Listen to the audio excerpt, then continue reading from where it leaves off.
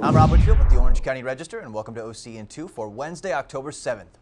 Authorities say a 20-inch diameter water main dating back to 1926 ruptured early this morning on the Newport Beach Peninsula, flooding streets and businesses. Police discovered the rupture at about 1:15 a.m. at Via Lido and Newport Boulevard, as up to 100 gallons a minute poured out of the broken pipe, threatening at least a half a dozen businesses and a parking structure. As city utility crews were on the scene trying to shut off the source feeding the broken main, the rupture also caused flooding of some of the streets in the area, which is just across the Newport Boulevard Bridge from Pacific Coast Highway.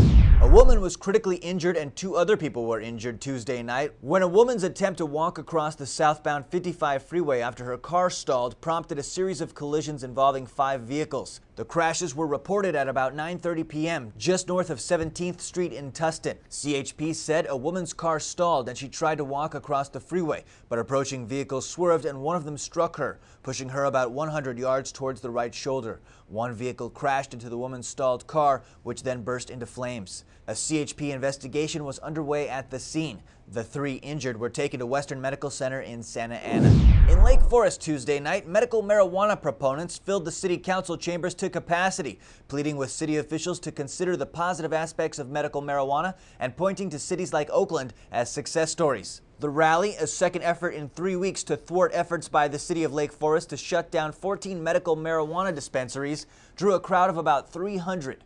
It follows a September 1st City Council announcement of legal action in which civil complaints against 35 people associated with 14 medical marijuana dispensaries in the city were filed. The City Council then called on immediate prosecution and abatement of the storefronts. A smaller group of residents representing local parent-teacher organizations applauded the council for its efforts.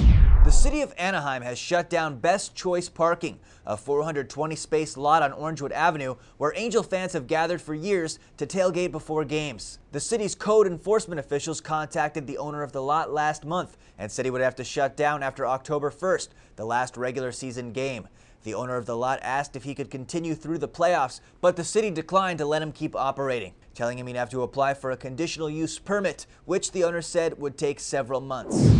The Target store in the Brea Marketplace on Birch Street, the first of its kind in North Orange County, is about to open on Sunday. As the anchor of the revamped marketplace, the Target will have a section which includes produce, meat, a deli, and a bakery. The store has more than 120 coolers and freezers, as well as a photo lab and pharmacy. Officials said the store cost $26 million to build and is forecast to do $50 million in sales annually.